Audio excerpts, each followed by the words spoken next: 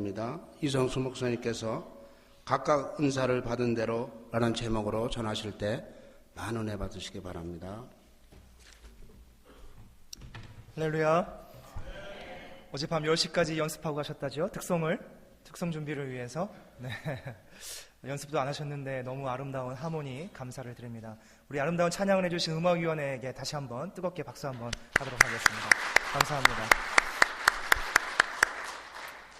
이스라엘에는 요단강 가까이에 두 개의 큰 호수가 있다고 합니다.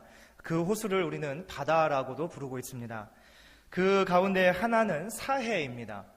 이 사해의 특이한 점은 물이 유입은 되지만 유출이 되지 않는 호수이기 때문에 이 바다를 죽은 바다, 그래서 사해라고 부른다고 합니다. 또 다른 바다는 갈릴리 호수입니다. 갈릴리 바다라고도 부르는 곳인데요. 이곳은 물이 유입도 되고 물이 유출도 되는 곳입니다. 따라서 이곳은 살아있는 바다로서 사해의 반대말인 생해라고 말을 할 수 있을 것입니다. 이 두 바다의 공통점은 물이 유입된다는 것에 있습니다. 하지만 다른 점은 물을 유출하느냐 안 하느냐에 따라 달라지는 것이라고 말을 하고 있는 것을 보게 됩니다. 여러분, 오늘 아침에 이렇게 말씀드린 두 호수, 사해와 갈릴리 바다의 의미는 과연 어떠한 것을 포함을 하고 있겠습니까? 바로 주님께서 주시는 그런 받은 은혜만을 우리가 기억을 하고 아무런 봉사와 헌신이 없는 성도의 삶은 바로 사해와 같은 모습이다라는 것을 우리는 생각해 볼 수 있습니다. 또한 주시는 은혜를 감사히 여기고 그에 합당한 성도의 봉사와 헌신이 있는 자는 바로 살아 움직이는 역동적인 신앙인의 모습인과 같이 바로 물이 유입되고 유출되는 그런 과정을 거치는 바로 신앙인들의 모습이다라는 것을 우리는 생각해 볼 수 있는 것입니다. 성도의 열매라는 책이 있습니다. 이 책에서는 봉사하는 성도의 모습을 이렇게 표현하고 있습니다. 봉사하는 성도들의 부지런한 손길은 믿음에서 자라나는 향기로운 열매이다라는 그러한 말씀이 있습니다. 주시는 은혜에 감사하는 마음으로 봉사하는 그러한 봉사는 바로 우리 자신 가운데 믿음이 성장하는 계기를 가져오기도 합니다.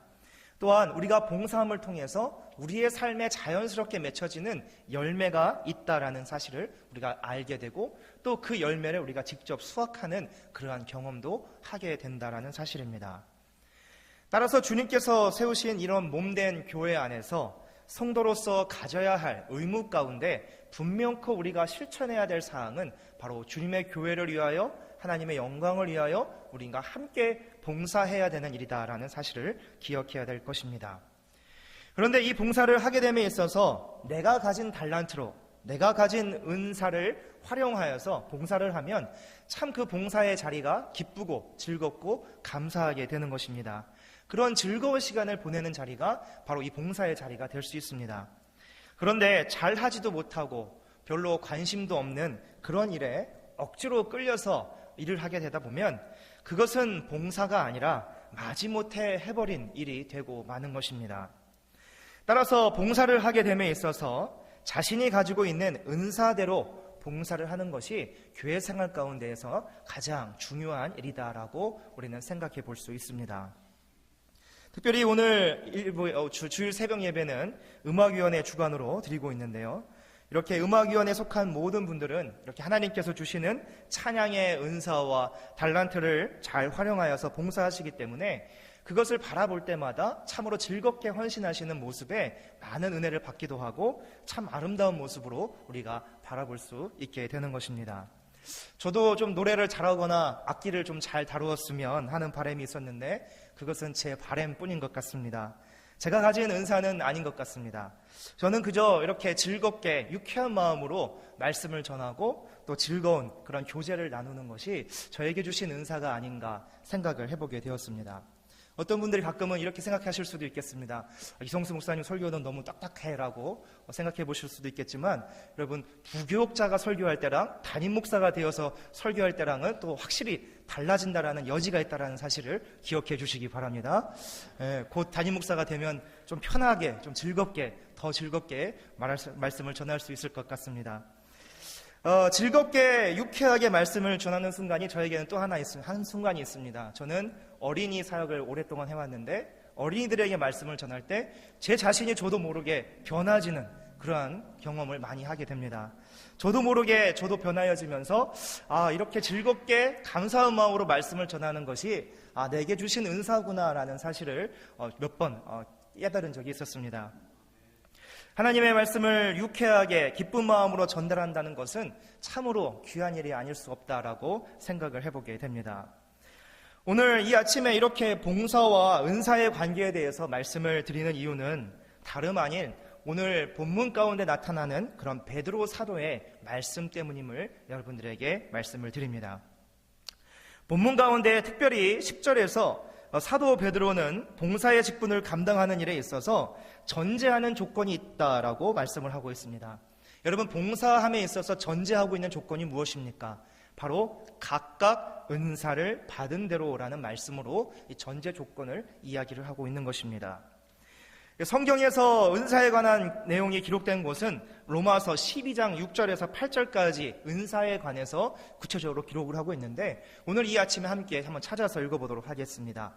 로마서 12장 6절에서 8절 말씀을 우리 한번 찾아보면서 어떤 은사가 있는지 함께 읽어보도록 하겠습니다. 로마서 12장 6절에서 8절입니다. 로마서 12장 6절에서 8절 말씀 함께 찾아서 읽도록 하겠습니다. 6절에서 8절입니다. 시작. 우리에게 주신 은혜대로 받은 은사가 각각 다르니 혹 예언이면 믿음의 분수대로, 혹 섬기는 일이면 섬기는 일로, 혹 가르치는 자면 가르치는 일로, 혹 위로하는 자면 위로하는 일로, 구제하는 자는 성실함으로, 다스리는 자는 부지런함으로, 긍휼을 베푸는 자는 즐거움으로 할 것이니라. 로마서에서 이렇게 기록을 하고 있고요. 또한 고린도전서 12장 8절에서는 이렇게 기록하고 있습니다. 제가 읽겠습니다. 어떤 사람에게는 성령으로 말미암아 지혜의 말씀을, 어떤 사람에게는 성령을 따라 지식의 말씀을, 다른 사람에게는 같은 성령으로 믿음을, 어떤 사람에게는 한 성령으로 병 고치는 은사를, 어떤 사람에게는 능력 행함을, 어떤 사람에게는 예언함을, 어떤 사람에게는 영들 분별함을, 다른 사람에게는 각종 방언 말함을, 어떤 사람에게는 방언들 통역함을 주시나니 이 모든 일은 같은 한 성령이 행하사 그의 뜻대로 각 사람에게 나누어 주시는 것이니라. 아멘. 이렇게 사도 바울은 은사에 관한 구체적인 그러한 내용들을 기록을 하고 있는 것을 보게 됩니다. 사도 바울은 이렇게 은사에 관해서 구체적인 내용들을 기술하였습니다. 그런데 사도 베드로는 오늘 본문에서 그 은사를 가지고 어떻게 행해야 되는지에 대해서 말씀을 하고 있는 것입니다. 그런데 우리가 알아야 될 사실은 바로 우리에게 주시는 은사는 비단 사도 바울이 설명한, 사도 바울이 기록하였던 그런 은사에만 국한된다라는 것이 아닙니다. 각 사람에게 주신 하나님의 뜻이 있기 때문에 그 뜻을 드러내고자 힘쓰는 자의 모습이 바로 은사를 나타내는 모습이다라는 사실을 우리는 기억할 수 있어야 합니다. 다시 말하면 하나님의 영광을 위해서 나타내어지는 모든 일들이 바로 그가 가진 은사라는 사실을 우리는 기억할 수 있어야 한다라는 사실입니다. 본문에서 베드로 사도는 또한 은사를 가지고 행하는 봉사의 모습에 있어서 어떻게 행해야 되는지를 이제 우리에게 구체적으로 설명을 해주고 있습니다. 여러분, 받은 은사를 가지고 봉사의 직분을 감당하는 우리 모두가 행해야 할 그 모습, 첫 번째는 무엇입니까? 바로 서로 원망 없이 행하라라는 사실입니다. 사실 공동체 안에서 여러 사람이 어울리다 보면 같은 일을 함에 있어서도 서로 방법도 다르고 서로 생각도 다르기 마련입니다. 그렇다 보면 자연스럽게 의견 차이도 생기고 자연스럽게 감정이, 나도 모르는 사이에 감정이 상처받는 그러한 일도 생기게 됩니다. 여러분, 이러할 때는 어떻게 하는 것이 가장 지혜로운 처사가 될 것이겠습니까? 바로 그 10절 말씀에서 우리가 해답을 찾아볼 수 있는데요. 10절 말씀 이후에 보면 11절 말씀에 보면 누가 봉사하려면 하나님이 공급하시는 힘으로 하는 것 같이 하라라고 사도 베드로는 말씀을 하고 있습니다. 이 결국 봉사의 직분에서도 내가 앞서고 내 생각이 앞서고 내 주장이 앞서면 결국 그것은 갈등을 초래하게 되는 일로 변해지고 만다라는 사실입니다.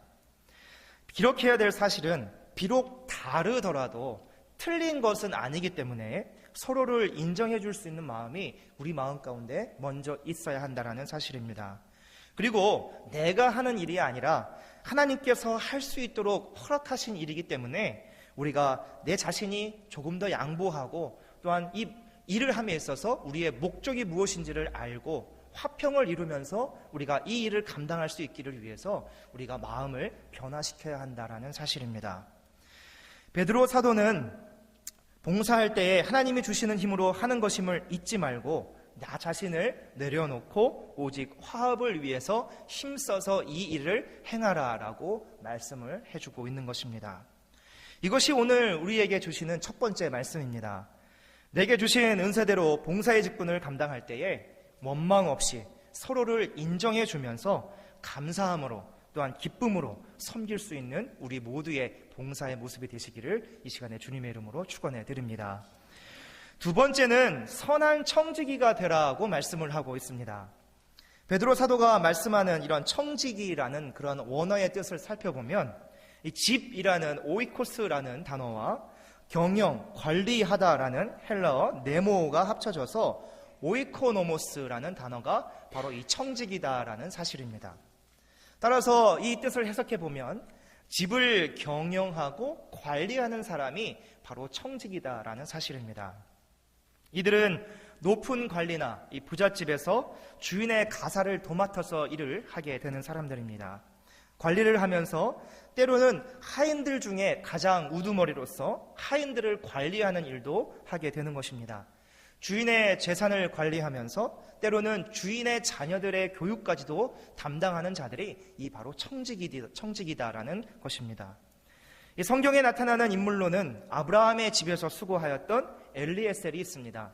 또 보디발의 집에서 사무와 여러 가지 행정 업무 또한 가사를 돌보았던 우리가 잘 아는 요셉 역시도 이런 청지기적 사명을 잘 감당했던 그러한 사람이었습니다.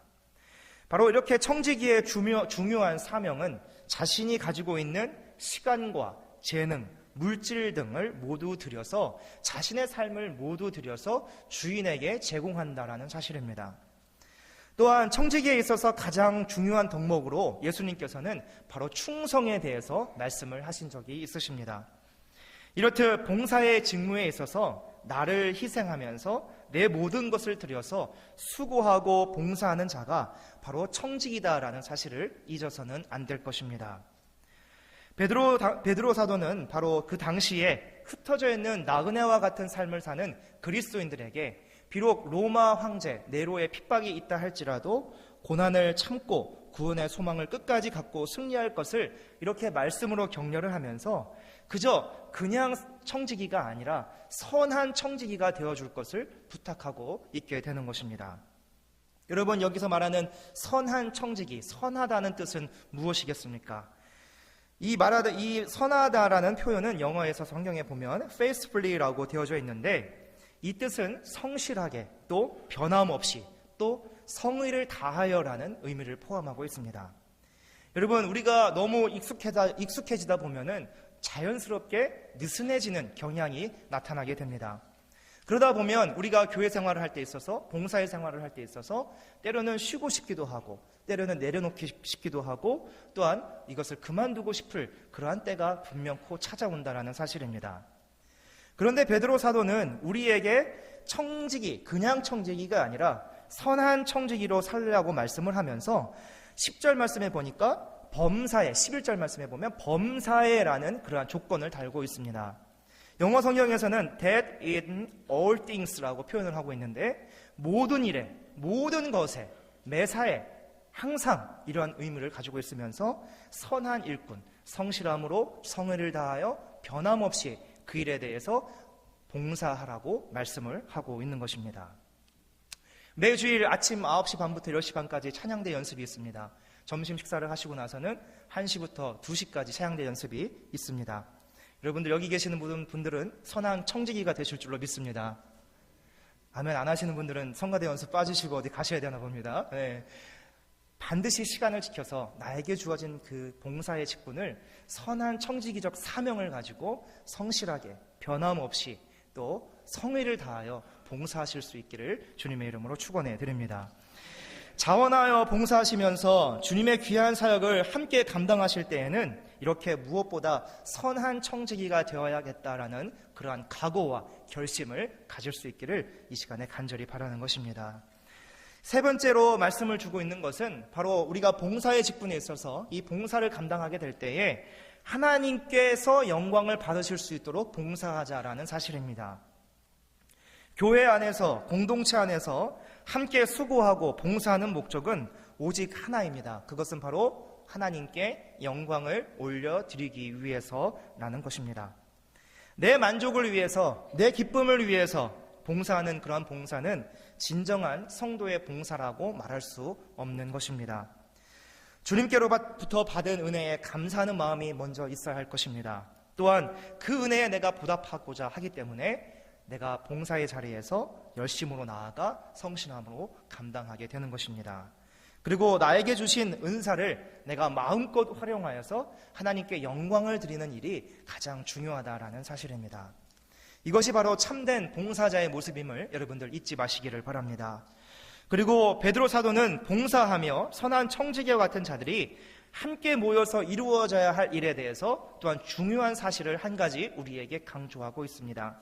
바로 8절에 나타나는 말씀인데요. 8절에 있는 말씀을 보면 서로 사랑하라라는 말씀으로 우리에게 주고 있습니다. 여러분, 서로 사랑하는 가운데 행해야 하는 것이 바로 그렇게 행해야 하는 봉사야말로 하나님께서 가장 기쁘게 여기시는 봉사가 되는 것이며 하나님께서 영광을 받으시는 일이 된다라는 사실입니다. 마음에는 시기와 질투와 갈등과 염려와 미움과 이런 마음들이 있으면서 그렇게 봉사의 직분을 감당한다고 하여서 그것이 하나님께 드리는 과연 영광의 봉사의 모습이 될 수 있겠습니까? 결코 그럴 수 없습니다. 기억해야 될 사실은 공동체 안에서 은사를 가지고 봉사하는 자들이 서로 사랑하지 않으면 그것은 결국에는 아무것도 아니다라는 사실을 우리는 기억해야 되는 것입니다. 공동체 안에서 우리가 사랑하는 마음이 먼저 있음을 통해서 그 사랑을 바탕으로 우리가 봉사의 직무를 감당할 수 있기를 바라는 것입니다. 섭섭한 마음이 있더라도 또 보상 심리가 작용하여서 나는 이렇게 했기 때문에 당신도 이렇게 한번 경험해 보십시오라는 어떤 보상 심리라든가 이런 것들이 공동체 안에 있게 된다면 결국에는 그것은 공동체의 성장을 방해하는 그러한 요소가 된다라는 사실을 우리는 잊어서는 안 될 것입니다. 여러분, 사도행전의 초대교회가 이제 부흥을 하기 시작을 했습니다. 서로 모든 물건을 통용하면서 자신의 것이라 주장하는 사람이 단 한 사람도 없었습니다. 기쁨으로 봉사하면서 서로 한 마음이 되었습니다. 성령의 역사로 치유 사건도 계속해서 일어나게 되었습니다. 믿는 자들이 점점 많아지기 시작했습니다. 그러나 그때 공동체의 발전을 저해하는 사람이 나타났습니다. 바로 아나니아와 삽비라라는 사람이었습니다. 그들은 그들의 헌신을 결국에는 자신들의 욕심으로 가리워 버리고 말았고 스스로 책만 박는 행동을 통해서 죽음을 경험하게 되어졌습니다. 욕심이라는 죄가 사람의 눈을 어둡게 만들었고 공동체를 와해시키고자 틈타게 될 때에 하나님께서는 이런 성장을 방해하는 요소들에 대해서 과감하게 심판을 하셨다라는 사실을 우리는 말씀을 통해서 잘 기억하고 있습니다. 여러분, 무엇을 말하는 것입니까? 공동체의 성장을 방해하는 것은 하나님께서 결국 원하시지 않는다라는 사실입니다. 우리에게 가지고 있는 갈등, 이런 하나님 앞에 아름답지 못한 그런 마음들은 내 마음 가운데서 자하여 버릴 수 있기를 이 시간에 간절히 바라는 것입니다. 공동체의 발전을 방해하는 마음이 우리 가운데 언제든지 찾아오게 되어져 있습니다.